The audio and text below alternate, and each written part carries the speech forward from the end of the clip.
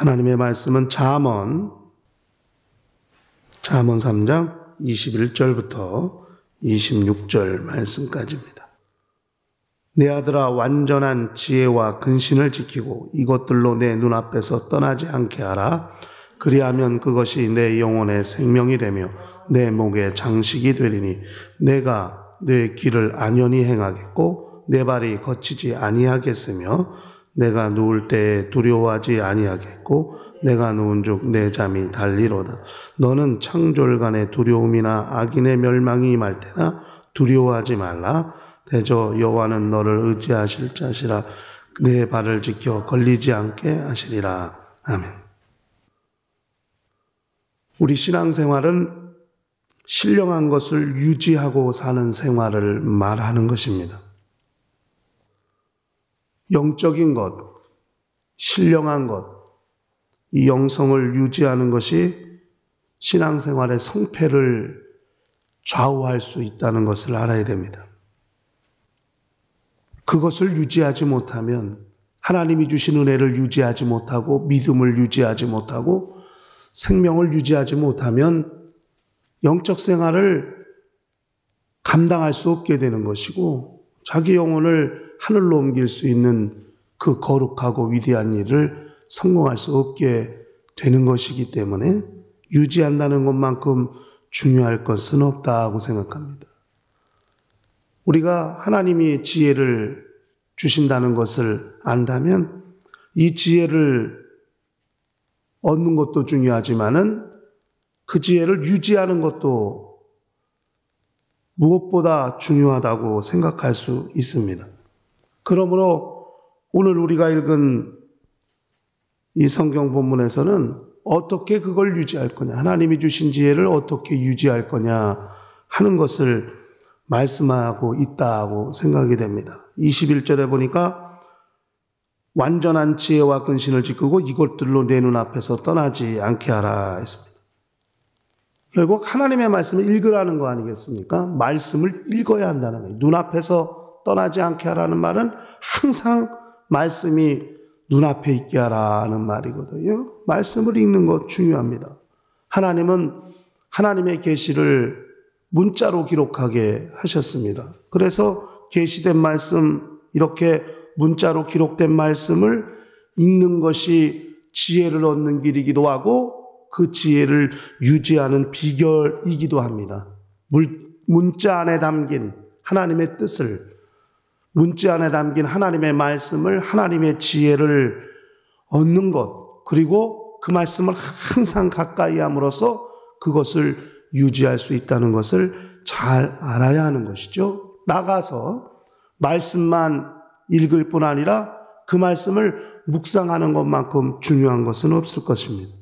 읽은 말씀을 마치 소가 되새김질 하듯이 그 말씀을 자기 안에서 계속 되새김질함으로써 그 말씀을 묵상하고 그 말씀의 맛을 알고 깨닫고 그 말씀이 깨닫게 하시는 바가 무엇인가를 매일매일 그것을 정말 훈련하듯 신령한 습관이 된다면 하나님의 지혜에 도달할 수 있게 될 것입니다. 아마 지혜는 하나님의 생각과 닿는다고 생각할 수 있기 때문에 그러므로 하나님의 말씀을 읽고 그 말씀을 묵상하는 것만큼 중요한 것은 없을 겁니다.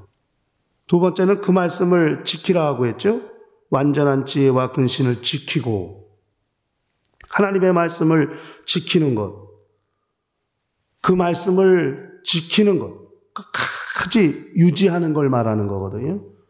이게 나자르란 말인데 이 지킨다는 말이 중간에 포기하거나 빗나가는 것을 말하는 것이 아니라 계속 유지하고 진행하는 거예요. 하나님의 말씀을 받았으면 그 말씀을 읽어 자기 안에 담고 그 말씀을 묵상해서 그 말씀이 자기 안에서 일하게 하고 그 말씀에 담긴 하나님의 뜻을 발견하고 하나님의 영감을 얻고 그랬다면 그것을 계속 유지하고 보존하는 것이 무엇보다 중요할 것입니다.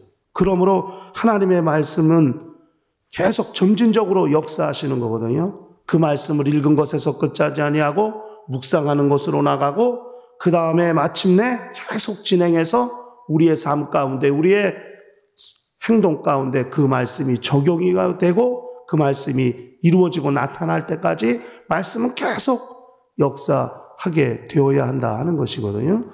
이건 중요하죠. 그러니까 하나님의 말씀을 자기가 깨닫고 자기가 체험한 말씀, 그 말씀만을 우리가 말할 수 있고 우리가 행할 수 있기 때문에 하나님의 말씀을 그렇게 지키는 것 무엇보다 중요합니다. 그러니까 하나님의 말씀을 읽지 아니하면, 또 그 말씀을 묵상하지 아니하면 어떻게 그 말씀을 체험할 수가 있고 그 말씀을 지킬 수가 있겠습니까? 말씀을 읽고 묵상하고 마침내 그 말씀을 지킬 때 그 지키는 삶의 현장에서 하나님의 지혜가 나타나고 적용될 수 있다고 생각하는 것이죠. 그러므로 하나님의 지혜를 유지하는 방법은 말씀을 읽는 것. 그래서 우리가 1월 달에도 성경 통독을 했습니다마는 그때 제가 하나님의 말씀을 읽고 듣고, 그죠? 지키는 자가 복이 있다. 읽는 것이 시작이고 출발이 된다는 것을 기억을 해야 됩니다. 그렇게 하나님의 말씀을 읽고 묵상하고 지킴으로 그 지혜를 유지한다면 그 지혜를 유지한 결과가 어떠냐? 그것이 22절부터 26절까지 나오는 말씀입니다. 지혜를 그렇게 유지한 결과는 하나님의 말씀을 읽고 묵상하고 지킴으로써 그 지혜를 얻고 그 지혜를 유지한 자들의 결과는 22절에 가니까 생명을 얻는다 그랬죠? 내 영혼의 생명이 된다 하고 말씀했습니다. 지혜야말로 생명을 유지하는 근거가 되고 능력이 된다 할 수 있어요. 성경에 보니까 사람이 떡으로만 살 것이 아니라 하나님의 입으로 나오는 모든 말씀으로 살 것이라 했어요. 하나님의 말씀으로 사는 거예요. 그 사는 것 자체는 생명과 연관된 것이기 때문에, 그러므로 지혜를 유지한 결과는 생명을 얻게 된다 하고 말할 수 있습니다. 그 다음에 내 목에 장식이 된다 그랬죠? 아름다움을 얻게 된다 하는 말입니다. 제가 생각해 봤어요. 왜 신체 부위가 여러 군데가 있는데 하필 목일까? 귀에도 장식을 할 수 있고, 팔에도 장식을 할 수 있고, 다 장식을 할 수 있는데 하필이면 왜 목에 장식이 된다 했을까? 목이란 부위, 목이란 신체에서 목이란 부위가 나타내는 게 뭘까? 사람에게 목은 마치 생명이 유지되는 것 아닙니까? 목숨이라고 그래서. 그리고 육체를 유지하기 위해서 음식을 삼킬 때 목을 통해서 이제 안으로 들어가잖아요. 이 위장 안으로. 입으로 음식을 먹고, 그 다음에 목으로 삼켜서 그 음식을 안으로 넣어야 그 음식이 소화가 돼서 온몸에 필요한 영양소가 되고 에너지가 되기도 합니다. 생명이 유지되는 것이죠. 특히 육체의 생명이 유지되는 곳이기도 합니다. 아마 그런 것이 아닐까 한번 추측을 해봤어요. 그러므로 그 목의 장식, 그 생명이 유지되는 곳, 그곳에 아름다움, 장식을 얻게 된다고 이렇게 성경은 말씀하고 있습니다. 지혜를 유지한 결과예요. 그러니까 이 지혜는 하나님과의 관계, 자기 영혼과 관련돼서도 정말 유익한 것을 분명히 확실히 얻게 되지만은 육체가 사는 날 동안에도 육체에 필요한 것들, 육체가 또 육체에 소요되는 것들도 분명히 공급하는 역사가 있다는 것을 그걸 기억할 필요가 있다고 생각합니다. 그 다음에 23절부터 25절까지 보니까 평안을 얻는다는 이야기가 세 개의 절로 이제 기록이 되고 있습니다. 안연히 생행하겠고, 발이 거치지 않겠고, 누울 때 두려워하지 않겠고, 누운 즉 잠이 달겠고, 창졸간에 두려움이 나기에 멸망할 때 두려워하지 말라. 두려움, 결국 평안을 얻지 못하는 결정적인 이유가 두려움인데, 세상 가운데서 두려움에 사로잡히지 않게 된다고 성경은 말씀하고 있습니다.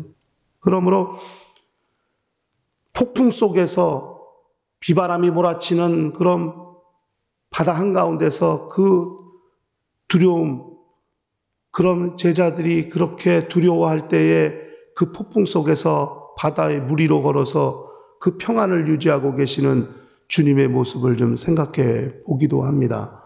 세상 가운데 두려움을 극복할 수 있는 힘, 그것은 지혜를 얻은 자들이 가지는 아마 능력일 겁니다. 그러니까 지혜가 있다면 두려움을 극복할 수 있는 능력이 있을 것이라고 생각해요. 세상 속담에도 호랑이한테 물려가면 뭐 정신만 차리면 된다, 뭐 이런 속담이 있는 것으로 알고 있는데요. 어떤 위기가 닥쳐도 지혜가 있다면 그 위기를 극복하고 그 위기를 넘어설 수 있는 방법을 얻게 될 수도 있습니다. 그러므로 지혜라는 것은 두려움을 극복할 수 있는 능력이 될 수 있다, 이렇게 생각할 수 있어 평안을 얻게 된다는 말씀을 세 개의 구절을 통해서 살펴보게 됩니다. 마지막에 26절에 가니까 대저 여호와는 너의 의지할 자시고 내 발을 지켜 걸리지 않게 하리라 했습니다. 여기도 하나님께서 지키신다는 이야기가 나와요. 21절에도 하나님의 말씀을 지켜야 된단 말이 나와요. 그러니까 21절에 지키는 것은 사람이 하나님의 말씀을 지키는 것이 되겠지만은 26절은 하나님께서 인생을, 지혜 있는 자를 지키신다는 이야기로 나옵니다. 그러니까 21절에 나오는 지키다는 것은 유지하고 보존하는데 그 포커스가 있다면 26절에 하나님이 지키시는 방법은 울타리를 치는 거예요. 경계를 만드시는 거예요. 하나님이 관리하시는 영역, 하나님이 경영하시는 영역, 하나님이 지배하시는 공간, 하나님께서 울타리를 치시고 그렇게 보호하신다는 성격이 강한 단어입니다. 이것은 단어가 달라요. 샤마르라고 그러고, 아까는 21절은 나자르, 샤마르라고 해서 하나님이 그렇게 울타리를 치시고 보호하시는 거예요. 이 단어는 책임지다는 단어도 있어요. 의미도. 그러니까 하나님께서 우리를 이렇게 책임지신단 말이에요. 하나님께 지혜를 얻어 그 지혜를 유지하려고 몸부림치는 사람, 그 지혜를 얻어 생명을 얻고 아름다움을 얻고 평안을 얻는 그 사람을 하나님이 보호하시고 하나님이 지키신다고 성경은 그렇게 말씀하셨고, 마침내 하나님이 책임지시는 사람이 되게 하신다 하는 말입니다. 하나님이 책임질 수 있는 사람이 되는 것, 이것이 영적 생활의 중요한 목적이 되고 목표가 되어야 하지 않을까. 누구를 하나님이 책임지시고 누구를 하나님이 지키시느냐? 하나님께로 얻은 지혜를 유지하고 그 지혜를 통해 이 땅에 사는 날 동안 생명도 얻고 평안도 얻고 아름다움을 얻으려고 몸부림치는 사람, 이 사람을 하나님이 지키신다고 성경은 그렇게 말씀하고 있습니다. 일평생 하나님이 지키시는 사람, 이것이 우리의 꿈이 되어야 합니다. 하나님이 누구를 지키시는가? 하나님의 말씀을 날마다 읽고 묵상하고 그 말씀을 유지하고 그 말씀을 보존하려고 하는 사람, 그 말씀을 하나님이 지키신다고 말씀하셨으니 우리 모두가 일평생 하나님이 보호하시고 하나님이 지키시고 하나님이 책임지시는 거룩한 심령들이 될 수 있도록 하시기를 예수 이름으로 간절히 축원합니다. 다 같이 통성으로 기도하십시다.